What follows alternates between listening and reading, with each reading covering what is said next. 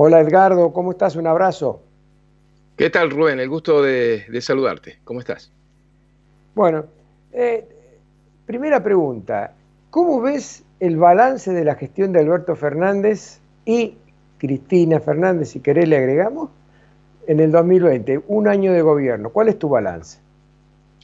Bueno, sin lugar a dudas, el balance, si hay que revisarlo por los indicadores objetivos que va marcando la realidad, es un balance claramente negativo, porque si bien es cierto que el gobierno ha tenido que enfrentar un hecho absolutamente imprevisible como es esta pandemia global y el impacto que ha tenido en la economía mundial, el lockdown, digamos, la recesión inducida, el cierre de la economía con efectos dramáticos en los diferentes países, también es cierto que ha hecho una gestión de esa emergencia que en lugar de atenuar sus efectos más dolorosos, los ha puesto más en evidencia, los ha agravado.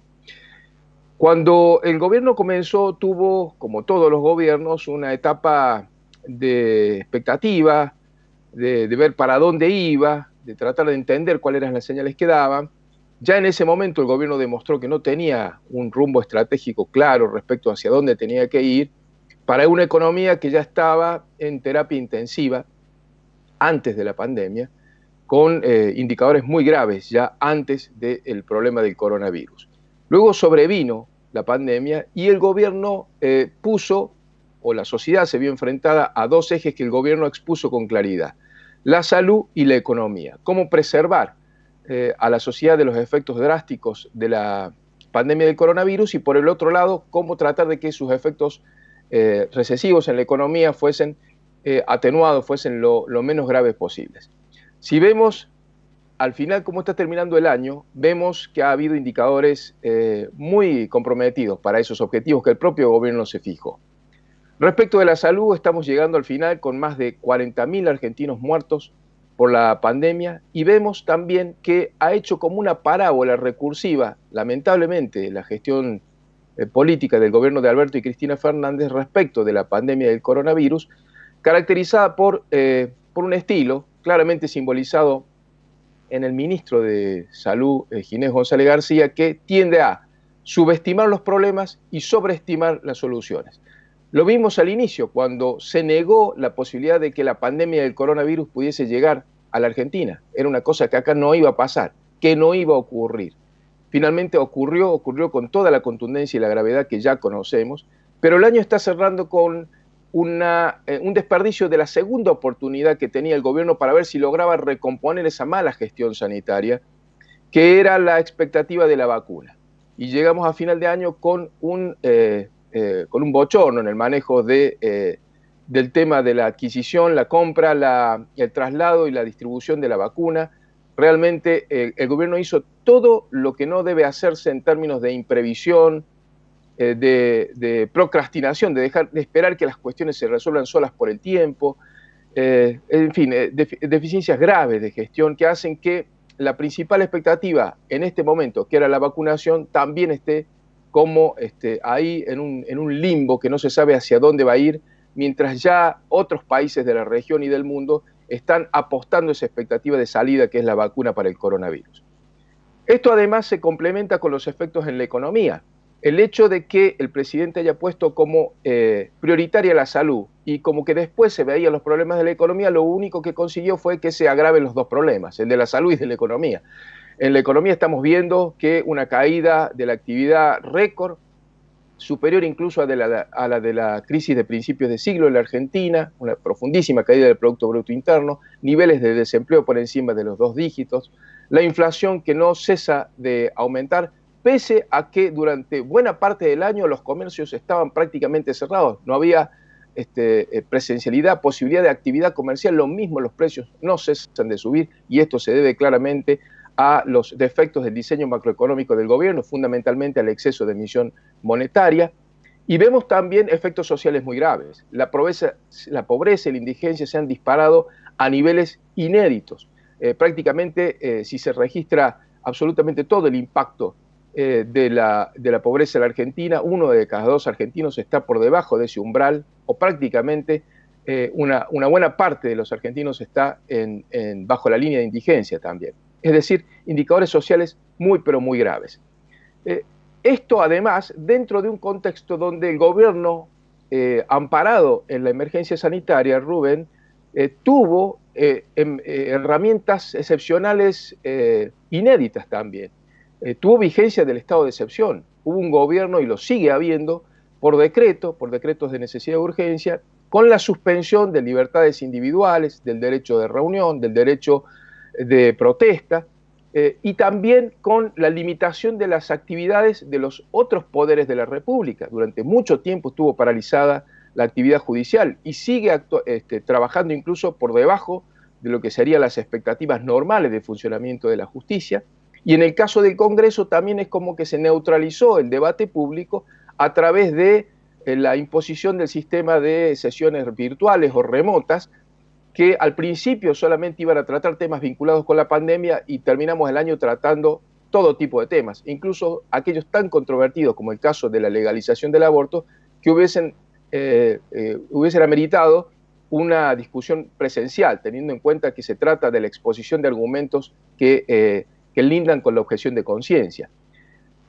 A pesar del manejo de estas herramientas de excepción que se vieron en casos críticos, en la descoordinación con las administraciones subnacionales y en casos con nombre y apellido, el caso Solange, el caso Abigail, el caso de Facundo Astudillo Castro, el caso del joven que se ahogó intentando llegar a Formosa, en fin, casos con nombre y apellido que muestran hasta qué punto la cesión de libertades individuales fue utilizada por el fortalecimiento de las autoridades estatales de una manera casi absolutamente discrecional.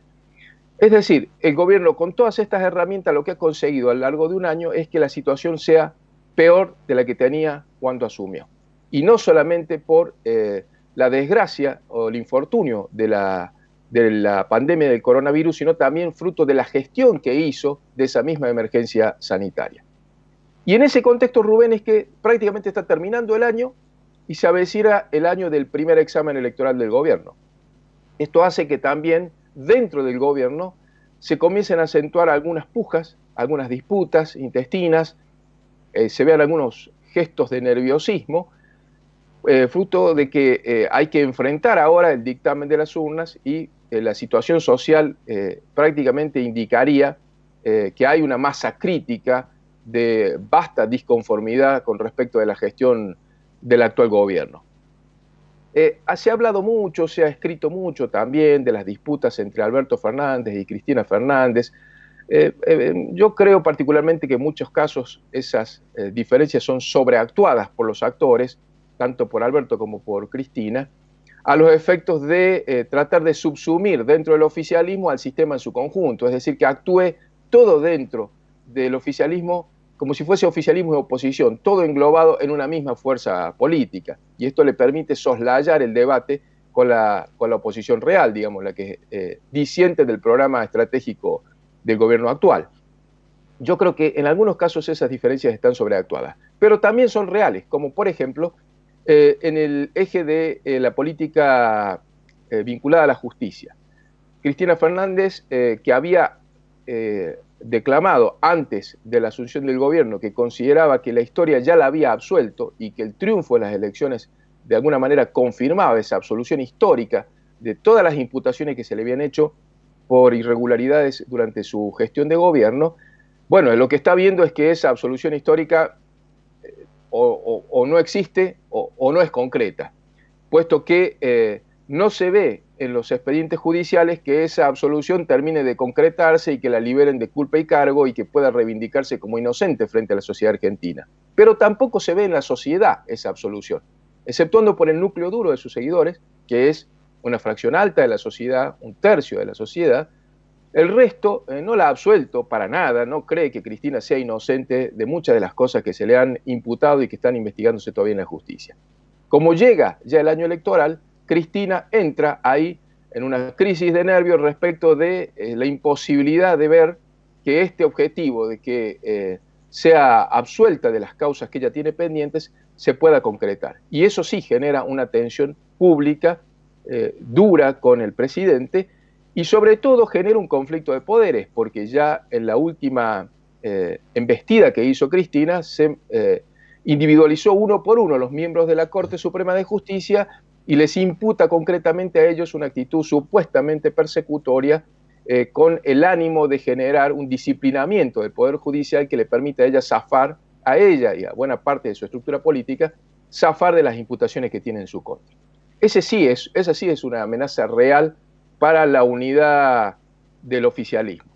Mientras tanto, Rubén, también hay toda una procesión que va por dentro del espacio opositor. El principal espacio opositor es Cambiemos o Juntos por el Cambio, que cuando comenzó la actual gestión de gobierno tenía al menos 3 herramientas como un capital propio. Tenía un bloque consistente en la Cámara de Diputados siempre que pudiese mantenerse unido. Tenía el bloqueo teórico de los 2/3 en el Senado. Esto es una llave importante que tiene la oposición que le impediría al oficialismo algunas medidas como por ejemplo el juicio político a los miembros de la Corte, entre otras cosas, o la designación del Procurador General de la Nación, que también requería y requiere hasta el momento 2/3, aunque se está revisando en el Congreso esa legislación. Y el tercer factor, ya dije 2, uno, el bloque en diputados, los 2/3, el bloqueo de los 2/3 en el Senado. El tercer factor es una movilización novedosa en las calles de lo que fue el 41% opositor que se había visto en las urnas. Y esto se vio durante el largo proceso de la cuarentena a través de las manifestaciones conocidas como los banderazos, que fueron una secuencia de manifestaciones muy consistentes y muy fuertes que fueron poniendo freno a algunas medidas que quería tomar el oficialismo. Yo diría que eso empezó, o emblemáticamente empezó, con la oposición a la estatización de Vicentín, que es ahí donde el gobierno ve que no podía avanzar sin más ni más sobre el resto de la sociedad, porque aunque se piense hegemónico, lo concreto es que no obtuvo los votos para ser hegemónico y que del otro lado, en la vereda de enfrente, hay un 41% de la sociedad que no está de acuerdo con muchas de esas ideas. El Está muy desafío claro. para el cambio, sí, Rubén. Perdón, no te quería interrumpir, pero nos queda poco tiempo y te quería hacer otra pregunta. Dale, seguí. No, resumo, el desafío de Juntos para el Cambio es cómo hacer para sostener esos 3 factores. Que no perder la unidad en diputados, mantener el bloqueo de los 2/3 en el Senado en los casos que sea necesario y no perder el liderazgo de ese bloque de 41%, que no está atado de ninguna manera a ningún nombre en particular, ni al de Macri, ni al de Larreta, ni al de Patricia Bullrich, ni a ningún partido. Hay que hacer una gestión de ese liderazgo, ese es el desafío que tiene para el año electoral Cambiemos. Muy claro, Edgardo. Voy a poner a prueba tu capacidad de fantasía ahora, porque uno cuando lee la historia ve que en la Edad Media se produjo la peste negra que mató a más de 60 millones de personas, volteó la economía de todos los países, pero atrás inmediatamente vino el Renacimiento. La pregunta es, ¿vos pensás que Argentina va a tener un renacimiento? Ah, qué compleja la respuesta. Yo Por creo eso te que dije que de iba a esta aplicar pandemia, tu capacidad de fantasía. sí, yo creo que de esta pandemia el mundo va a salir y está saliendo. Y está saliendo con algunos síntomas, yo diría, positivos, ¿no? Venía de un proceso de mucha desconfianza en los avances científicos. Y estamos hablando de la aplicación de la vacuna. Para que te des una idea, la vacuna contra la poliomielitis llevó 20 años el desarrollo. La vacuna contra el coronavirus ha ido contrarreloj. Ya están vacunando en los países centrales. En Chile están vacunando contra el coronavirus, la vacuna de Pfizer. En Gran Bretaña, en Estados Unidos. Ha sido una vacuna generada con tecnología de punta en tiempo récord. Eso quiere decir que todavía el mundo, y cuando digo especialmente la economía de los países centrales de Occidente, tiene un dinamismo y una capacidad de reacción frente a estos desafíos que es notoria. Ahora bien, tu pregunta es muy clara. Si Argentina va a estar en ese proceso de renacimiento, de salida, por decirlo de una manera un poco más morigerada, o no.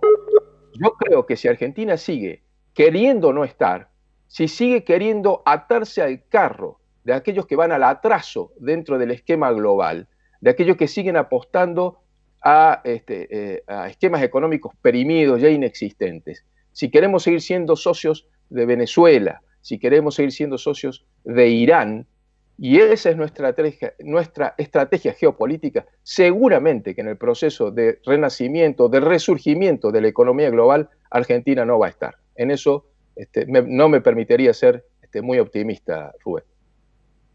Bueno, Eduardo, para finalizar, porque ya se nos terminó el tiempo del bloque, yo me refería a que Argentina hace más de 70 años que tiene una orientación ideológica de tipo populista, ya sea con gobiernos peronistas, radicales, militares, y no conseguimos salir de esa orientación.